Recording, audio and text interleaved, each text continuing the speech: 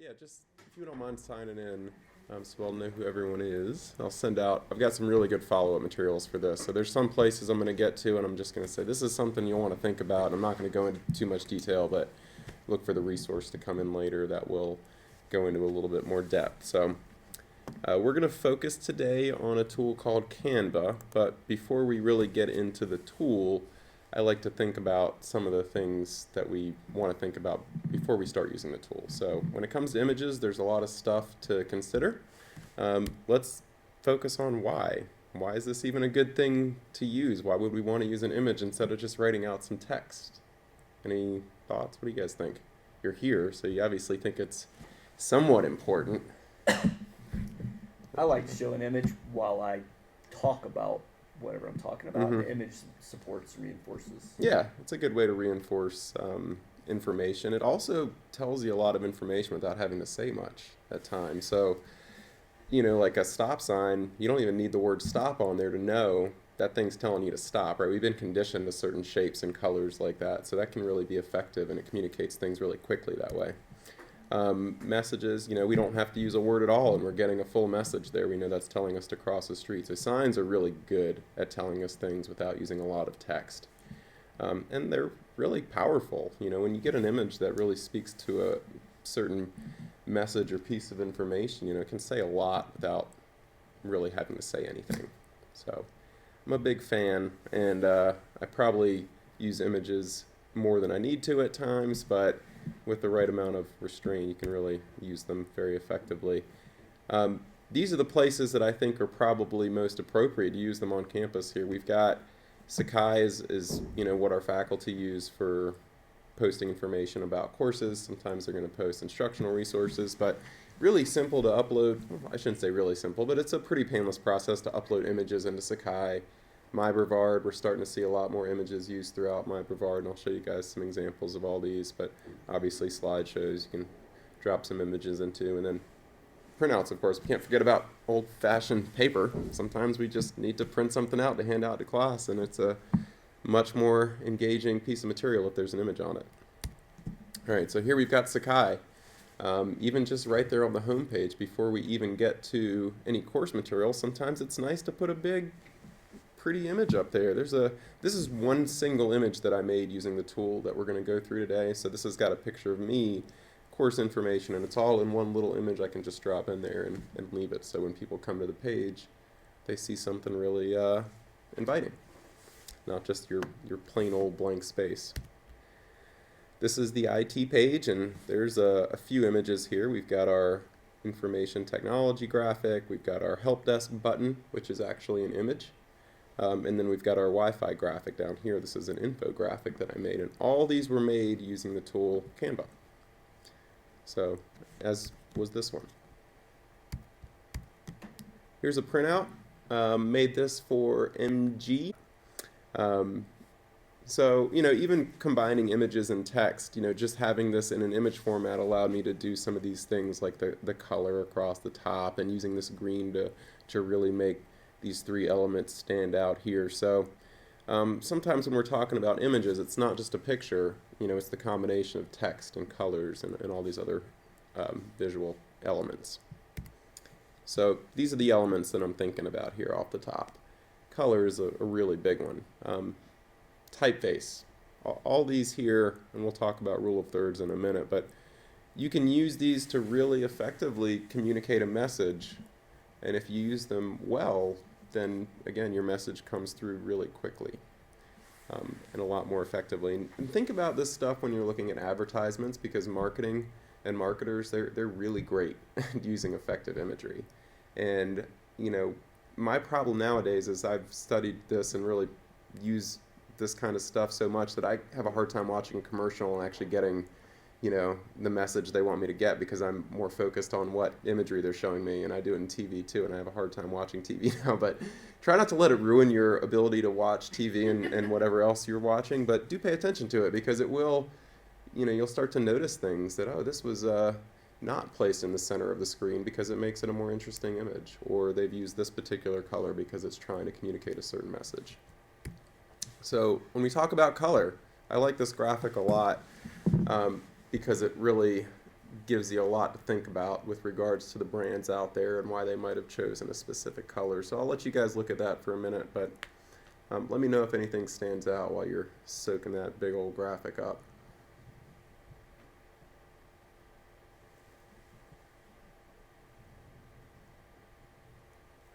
One thing I learned that I thought was interesting when I started to study this stuff more is that banks, they never really use green with the exception of a couple. Most of the bank colors you see out there are red or blue. There's a few now that are using green, some of the newer banks. But, we look at blue. What does blue represent? It's that trust. So a bank, it makes a lot of sense for a bank to use that blue in their logo. Bold, we're going to make you a lot of money because of our bold moves. So also with the fast food, you notice a lot of the red, orange and yellow, it's fast. So there's something to that. It's interesting when you start to think about it. These are very conscious decisions people make when they choose a color. This is not like they're just picking a color because it's pretty. Sometimes we do that, but the folks that are making these logos certainly aren't. So I want you guys to think about that when you're making your images to create things that are going to actually have purpose. Any thoughts about this? Does any of this make you guys? Well, the first thing I looked at was blue and green. Yep. It's the Willie logo. Mhm. It's blue and green. Mm-hmm. And I think we did it because we like green grass and blue skies. Yeah, but it It actually works out for us. Yeah, it does. It makes sense, and it works for Brevard's logos too. I mean, strength and sort of this peacefulness with nature. I think there is a connection there with outdoors, and you see a lot of green used in outdoor advertising. Yeah. All right, so typeface. This is another one that really can say a lot. This phrase is just one of those phrases that people who are into typography will use because it uses like every letter in the alphabet basically, so you can get a good idea of what your typeface is going to look like. But you can see each one of these really does give you a different feeling when you look at it. That 1 second from the top, you think of that maybe more in a formal business letter that's a little bit more straight edge, but maybe the one down here towards the bottom, this might be something you see in more of a sci-fi kind of situation, or this might be more of a cartoony kind of thing. So your typeface really does have an impact on the message you're trying to send. So, we don't want to use something like this if we're trying to be really serious. Or if we're trying to be a little bit more silly, maybe we will use something, like this one down here. It's something to think about. Again, it's not going to make or break your message, but it can certainly reinforce it. All right, so now we're going to look at the rule of thirds. This is something that if you've ever been into photography, you've probably heard of or had to think about. Essentially, what it is that it's this idea that you don't want to put things in the middle of your shot. So you'll notice kind of the middle of the shot is really where a lot less of the action is. We've actually got more, the action is going to be in your thirds, your areas where if you draw 3 lines across your photos, where those lines intersect. So Frida, my pup here, is up in the top right, and that makes for a much more interesting photo. She's still got some space to come in down the shot. She looks like she's got some space to move. And the same thing here, we've got handlebars kind of coming across the lower third. We've got the light and the trees up here on the top. So it makes for a much more engaging photo. When you look at, again, advertisements, you're going to notice this a lot. They rarely put anything in the center unless it's just surrounded by nothing but white space. If they've got a jewelry advertisement, it's a diamond ring in the middle of a page and it's surrounded by nothing, then they might have it centered. But if there's other things going on in the image, rule of thirds is a really good one to use to keep the focus in places that people are going to focus their attention on. Cool. So lines are another one of those things. You've got the one on the left without a line. You've got the one on the right with a line. It's not a whole lot, but it does make a difference. I think I really like the one on the left better because it breaks it apart. It's just got enough of a break in the middle to kind of draw your attention in also with the yellow, but so it's sort of serving 2 purposes there. But you can really see the impact that it could have. It doesn't take much more than a single yellow strip. here we've got some symbolism. This is more iconography, but it's still a symbol. You know, icons are symbols. So I made that Wi-Fi graphic. I've got a steps to recording a lesson graphic. Now, all this stuff, I'll say, we've only got one faculty person in here, but this is also great stuff for your students. To have them create images like this and to use icons and to use symbols to help reinforce knowledge that they've been learning. There's a lot of things you can represent in an infographic. And so it's not just us that we can think about creating these, we can think about students creating it to reinforce learning.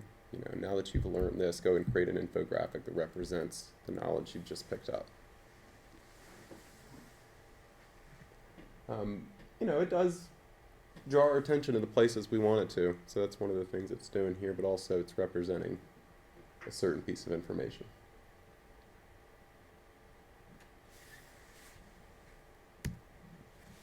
All right, so technically, when it comes to images, you know, there's a few things to think about, and we could go really down the rabbit hole here. This is one of those slides I said I'd send you some more follow-up information on. I'll send you some links to things about file types and sizes and dimensions. Essentially, you just want to make sure that the image type that you're using will actually work in the place you want to host it. So if you want to use your image on MyBrevard or you want to use it on Sakai, just make sure it's one of the file types that supports it. There's some benefits to using a JPEG versus a PNG versus a, you know, whatever else there is. Like I said, I'll send you the follow-up information on that, and you'll have some resources there to refer back to. But for your purposes, it's pretty much either or. I think the Canva gives you two options for basic photo types. It's either PNG or JPEG, and I believe PNG is smaller for them, so it's more, you know, web accessible. Might have that backwards. But anyway, look for follow-ups on this stuff. Accessibility, what I'm referring to is people, mostly people with visual disabilities, what we're talking about here when it comes to images. So you want to use what's called alternative text. And whenever you upload an image, in most places, it's going to give you a box to enter some alt text or an image description, either one. And when you do that, you want to really describe exactly what you would need to if somebody who was had a visual disability would need to have that image described to them. So think about it in that way. Another option is, in some places, you can just put the text below the image, you know, in the same place. So you'll see it on MyBrevard that for that Wi-Fi graphic, because it would be so hard to put that really long image description, I just put the same information right below it so that if someone were scanning through with a screen reader, they would pick up that text and they would be able to get the same information the image tells them. And so it's important. I don't think we have too many students here or staff who have any sort of visual disability, but you never know, and you definitely want to think about it. All right, so let's do a little tour through Canva. This is what you guys came here for today. Before we get started, there are a couple things to think about. There is a free account, there is a paid account with Canva. I'm only using the free account. You can certainly look at the paid option, but I promise really shouldn't need it. It's mostly for marketers and people that want really some additional functionality that you likely won't need. I certainly don't need it. There are also free items versus paid items. So when you get in there, you've got things like icons. They've got their own image database that you can pull from. You don't have to use any of their paid icons though. Just know that if you do, when you try to download your image, it's going to ask you for some payment information. So again, just be aware, and I'll point out exactly what you want to look for when it comes to here's the free ones versus here's the paid ones. It's pretty easy to tell once you get the hang of it. They have templates, so for various sizes, you can pick through all different kinds of templated sizes. You can also enter completely custom dimensions. So if you're on a site and it says your image needs to be 500 pixels by 500 pixels, you could go in there and enter that in completely custom dimensions. And it also supports your own images. So I'll show you this, but that means you can have a whole library of images. The library itself actually has databases full of images. So if you're looking for anything in particular, they might be a great resource for you. And you could take that image and then put whatever text you need to on top of the image or add your own graphics to really help re-emphasize the point you're trying to make. So let's go ahead and make some images. All right, let me just show you. This is, before we get started, this is a Canva image too. I don't know if you guys have seen the front page of My Brevard. I did this, a similar workshop to this with some social media folks. So I'm guessing one of them made that. There again is my image here. So remember I said accessibility is important. I don't have the ability to put the alt text here on this image. For some reason it just wasn't saving in Sakai, so I put it right below there. All right, so now, Canva. When you guys sign up, it's going to take you through a tutorial. You can sign up with your Google account if you want, or you can just sign up with an email. Either way, doesn't really matter. Once you sign up, though, like I said, it will take you through a pretty brief tutorial. It's pretty good, but you can skip through it all if you want. And once you're ready, it'll take you to a place where you can choose to make your design. And once you start to make your designs, you're going to have your library of all your designs. You guys recognize these images from all the emails I send out all the time? There's our projector image. So that's the other nice thing about this is you make the image, you can come back and reuse it, you can edit it, you can make a copy of it to make a new version of it. So it's that whole, you know, it's in the cloud, it's there for you to work with. That whole concept applies here too. Can you have two accounts, like if we did one here at work, could you also have one for home? Yes, ma'am. Absolutely. You just have to have a different email address. So Yeah. you can have as many accounts as you can have email addresses. Yep. All right. So let's take a look at one of the images I've made already, and then we'll get into creating a brand new image. So this is the one I used for this class. I started with a blank canvas, and then I came and uploaded my image, and then I added things on top of it. And it really works in layers. So you'll see that I've got different items here represent different layers, and I can move them around as needed. Okay, so this is all pretty much drag and drop. Very straightforward interface for the most part here. So let's create a new image, and we'll start from scratch. We've got, like I said, various templated sizes here, so they've sort of got it divided up by popular. You've got your social media sizes, general document sizes, so if you're making a printout, this would be the one you want to use most cases, 8.5 by 11. Blogging, header images, things like that. Okay. If you needed a button, you know, you're on Sakai and you want to make a small little button, you probably just want to use a custom dimension and do something like 50 pixels by 50 pixels. Do you guys know what I mean when I say pixels versus like centimeters or inches? Okay. It's just another measurement size for the most part. So let's go ahead and make something that maybe it's going to be a banner for the top of a My Brevard page. We'll say that it's let's call it 600 by 200. It's going to be pretty close. So we might have needed to make it a little wider, but we'll play with this one. So the first thing you'll see here is you've got layouts, and you've also got these other options. So all these different parts of your image you can put together, they're going to be here on your left.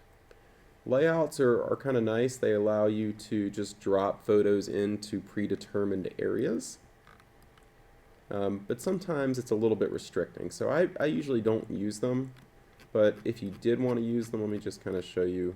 So if I wanted to have 3 images equal size, which I've done that on other images I've made, but we can take it here and kind of just drop our images in that we need to. Oh. There we go. So it's pretty straightforward when it comes to it, but you just don't have a lot of flexibility here. So this is pretty much what you got. Okay.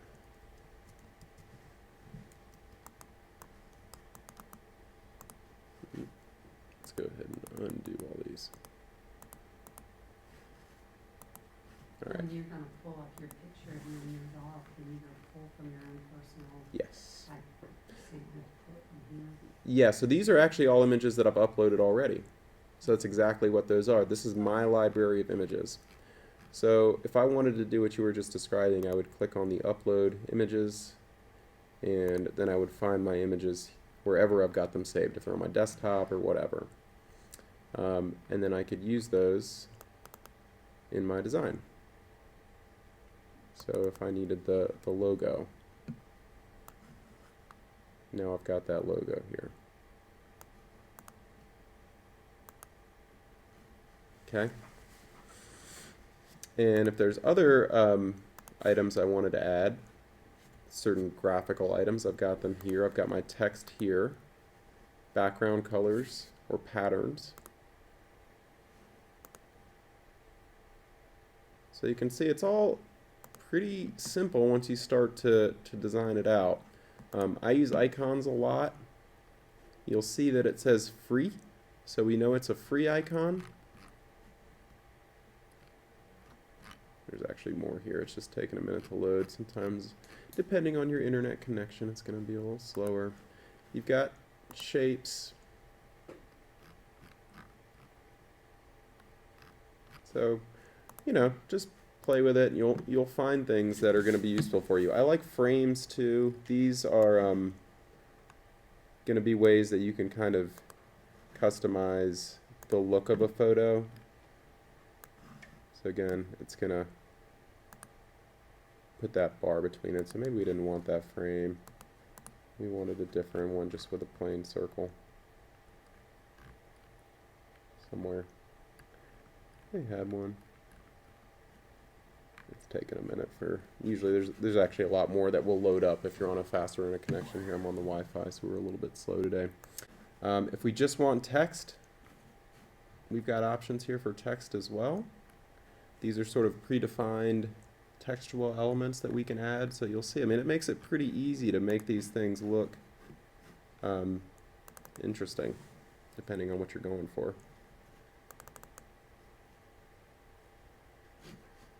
Let me refresh this, it's being a little bit. And so when you drop that in, that allows you to type in that text? It's supposed to. That's why it was giving me a hard time. That's why I refreshed it, because it's sort of having a hard time loading there. There we go. There we go.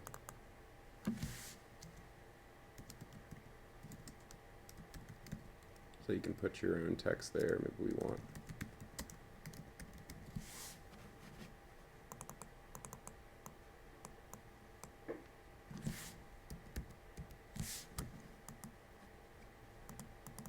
There we go.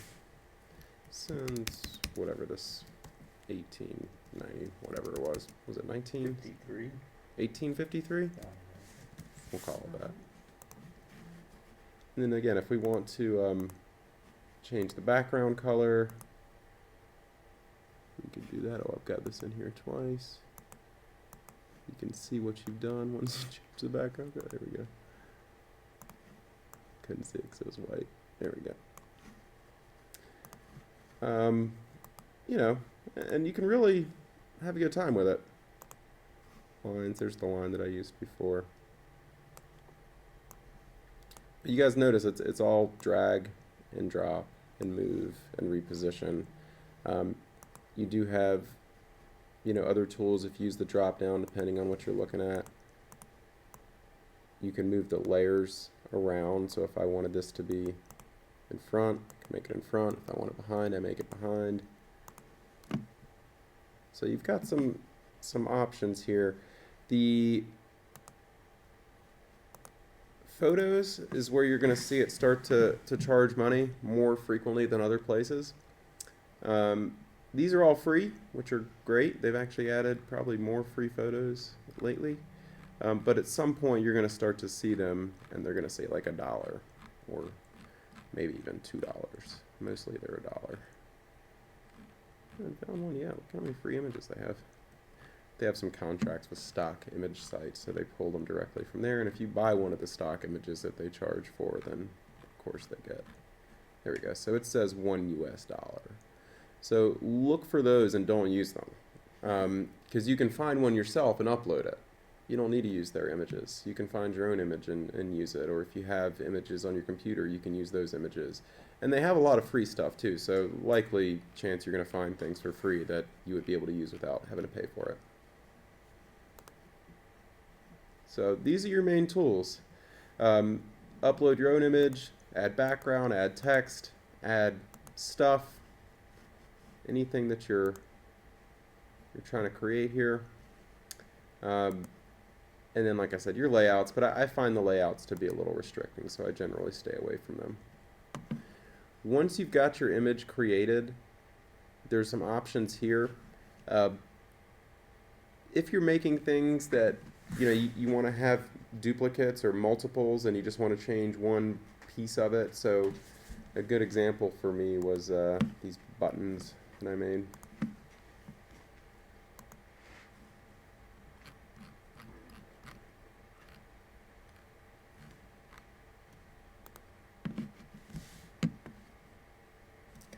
So I wanted all these buttons to be the same size, so I made one shape, and then I copied it. And then I made another copy, and then I made another copy. And if I wanted to, I can make another copy and make a different button. Same exact dimensions, different text, different color. And then when I go to download these, it's going to download them all, and I'll have all 4 of my separate images to work with. Mostly you're just going to do one at a time, but if you find yourself in need of lots of similarly sized images, you've got the option there. So now I could share it. Probably not what you guys are going to want to do with it. You're most likely going to want to download it and then use it somewhere else. But if you needed to, you could share, and it does offer ways to collaborate. If you just want to copy the link, you can do that. In order to do this, though, and make it shareable, you actually have to make it public first. Otherwise, the people who are trying to look at it wouldn't be able to see it. But for the most part, you're just downloading. So, actually, I was backwards. So, what they're calling the image for the web, which is a lower quality, smaller file size, is their JPEG, and they're putting their higher quality images as a PNG. So, for you guys, if you're going to post it back to the web, download that first one. If you're going to be downloading it for printout, use the PNG, or you can even download it as a PDF. So you've got really 3 options: JPEG, PNG, PDF.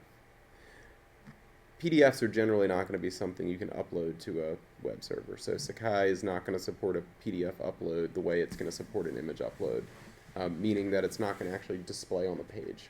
And you can upload it as an attachment for sure, but they're not going to see it on the page the way you want them to. If you were using Sakai, would you use a JPEG? Yeah, that's what I use. Same for my Brevard, I just use the JPEGs. Yeah. But that's pretty much it. When you're done making it, you're going to download it, and then once you download it, you've got it, and you can do whatever you want with it. It's your design. You made it. Now, do be aware, copyright issues. If you're using copyrighted images, you can't just put them in Canva, download them, and call them yours. You have to transform it or use it in a way that's contextually okay when it comes to copyright law. But, now I've got my pretty image, and we can use it wherever we want to use it. There's obviously a lot of ways. I think this tool is really flexible, which is what I like about it. So, if you guys are going through and you've got questions at some point, can I do this, can I do that, and you're just having a hard time digging around and finding the answer, let me know, because I use this tool all the time, and I could probably find the answer for you quickly. But they also have a really great help and support section. I want to point that out because it's really good, and I've told others. I used to design help centers and write these articles and all that sort of stuff, so I think it's great when another company has done something as well as they have.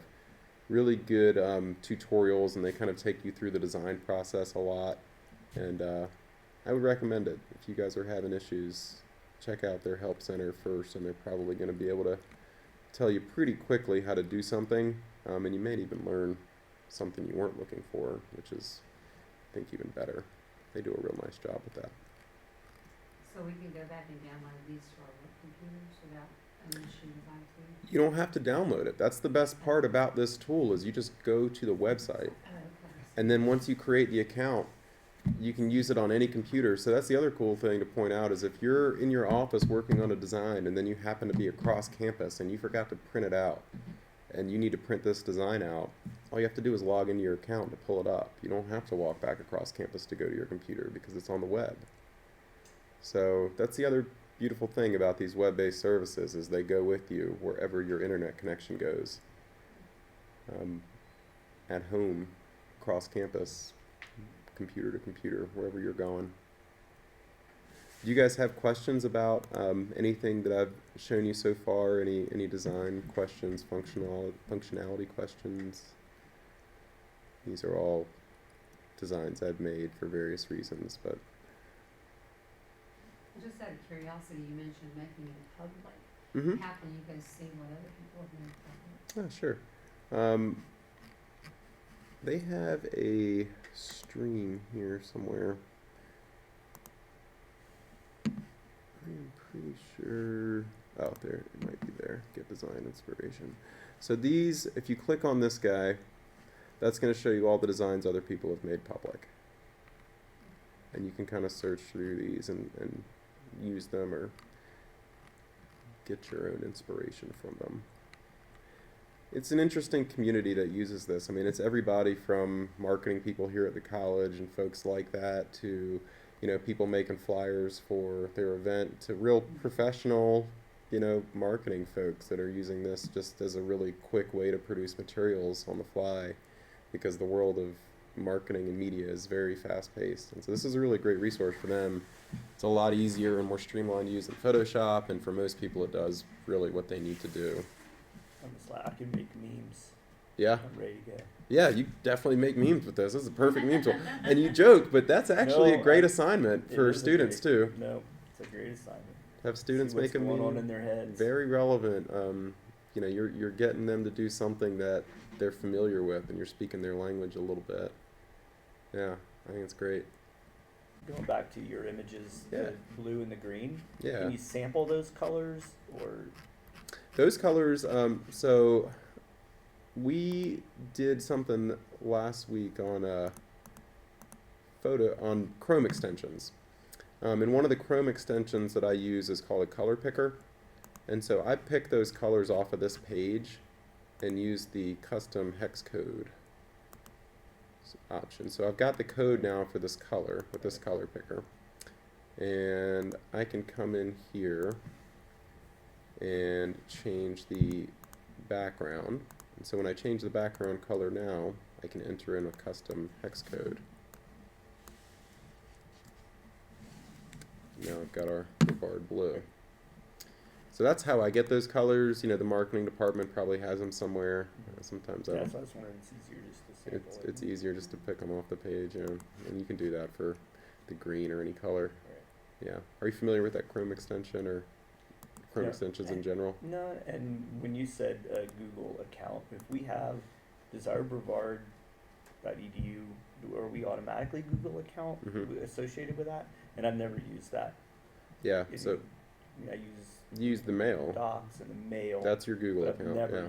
gone past that with my Google account. Yeah, you can use it to sign in for web services Yeah, and I've things never- like that too. It's It works the option, same way. option, I've never Yeah. looked at that. Yeah, it works very much like your personal Google account. There's only a few restrictions that are different, but you'd have to look pretty hard to find anything that was different. Every now and then I've had it tell me.